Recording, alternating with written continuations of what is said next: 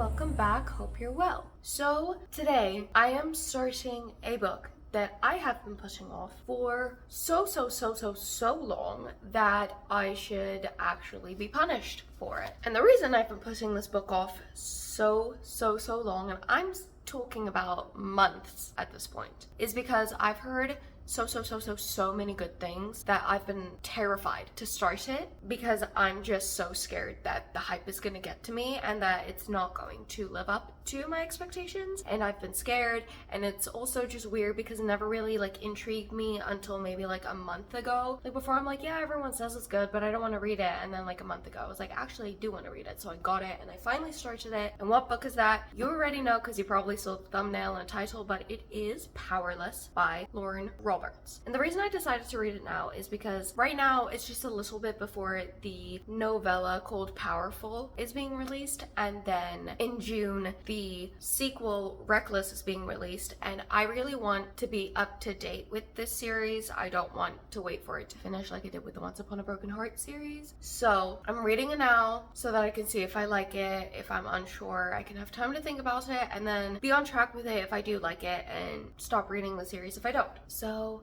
yeah, I'm excited to get into it and see what the hype is about, really.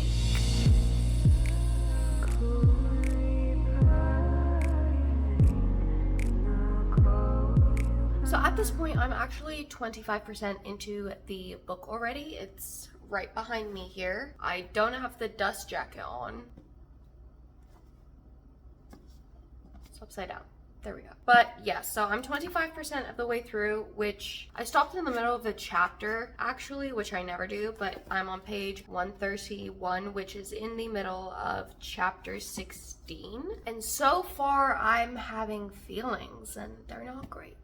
So obviously I'm filming this intro after having started this book, and in the intro I kind of touched a little bit on what is bothering me with this book, and the problem is that I think the hype got to me without me realizing it. So the thing is, I have read a lot of hyped up books before where I love them just as much as the people who hyped them up. For example, ACOTAR or the Once Upon a Broken Heart trilogy. But the problem is, I hadn't seen the book everywhere. It was just one of those books where I knew it was well loved, I knew it was popular, and I knew the few people that I watched reading vlogs or saw on TikTok that read it enjoyed it. I never read or picked up a book that has been talked about this much as this one. The only other one that I can think of is Fourth Wing, and I haven't read that one yet. I still have to do that. So this is the first time I'm picking up a new, incredibly hyped book that literally, some of the YouTubers I watch, beg people to read this. Everyone, has said this is the best book they've ever read. 5 stars. The tension is amazing. The romance is great. The plot is great. And I think it just got in my head to the point where regardless of how much I was pushing it aside or not thinking about it, I was expecting to fall in love with this immediately, as I did with the Once Upon a Broken Heart series. And I'm not. So one thing I do want to say about this book is it is good. It's well written. I'm enjoying the characters. I do see the tension that they're talking about. But the one issue for me personally is the writing style isn't clicking with me, in the sense that I'm very aware of the fact that I'm reading a book when I'm reading this. For me with Once Upon a Broken Heart, for me with ACOTAR, it was like watching a movie. I was just I just have to see the words to see the movie, you know? I was fully enveloped. I was in that world. I was there. I could see everything clearly. I could hear the characters in my head. Whereas with this one, it always happens when I'm reading. I'm one of those people that just picture it vividly in my mind. When I'm reading, I see the movie in my brain regardless of how well it's done. With ACOTAR and with Once Upon a Broken Heart, I was in the world. I was a fly on the wall watching everything happen. Or when it's a first person, I was kind of I'm just a little piece of their brain watching everything that's going on. I am there. I am experiencing it with them. If they are crying, I am crying. If they're stressed, I'm stressed. But with this one, I'm kind of just like, yeah, I'm reading a book. It's a good book. I can picture it in my brain, but I'm reading a book. I'm not there. And that kind of bothers me. I do tend to love stories more if I feel like I'm in it, if I'm there, if I'm emotionally attached. And I don't feel emotionally attached to anything in this book, which is super disappointing. And one of the reasons why I say I think it's the writing style is I'm going to show you a page. So as you can see, the paragraphs are quite long. There is a lot of internal dialogue, which isn't bad, but this is a fight scene, okay? I don't remember which fight scene this is, but this is a fight scene.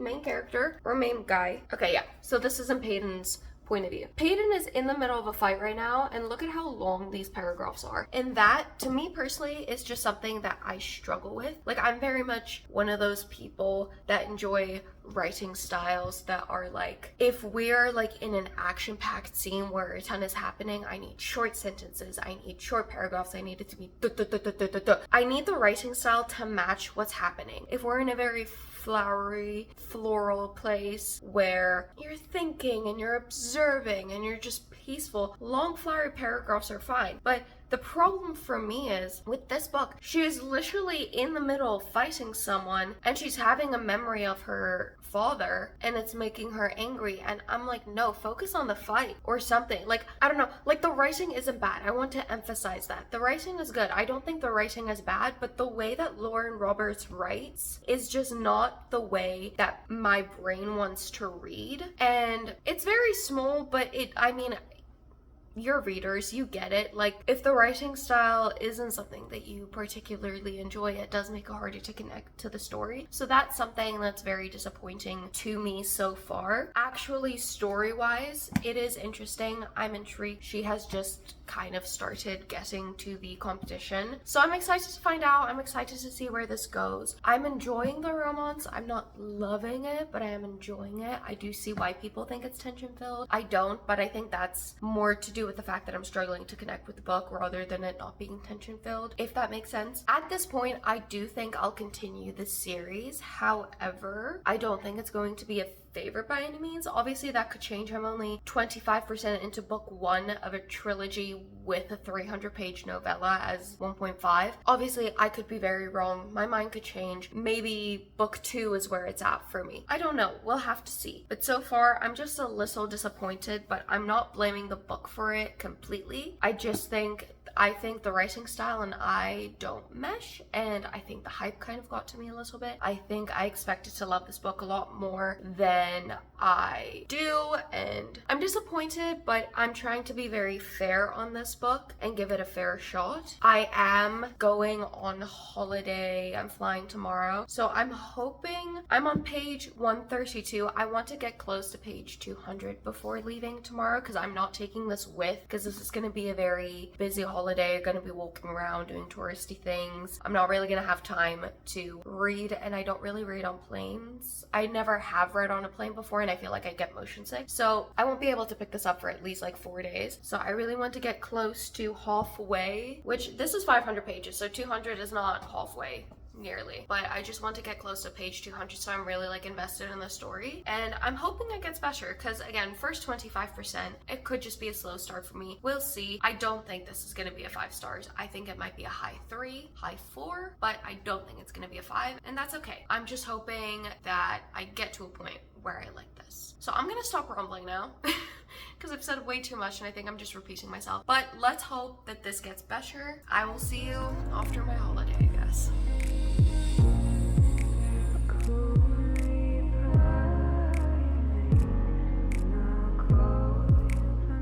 Hi, so I finished Powerless 2-ish days ago, maybe 3. It was really fun. I actually ended up really liking it. I don't know what the last thing I said was, but I know I was struggling along with this book. I was kind of disappointed with it a little bit, but I kind of got to a point where I literally told my boyfriend one day, I was like, I decided I'm gonna like Powerless. I just decided that I'm going to like Powerless, and I did, so.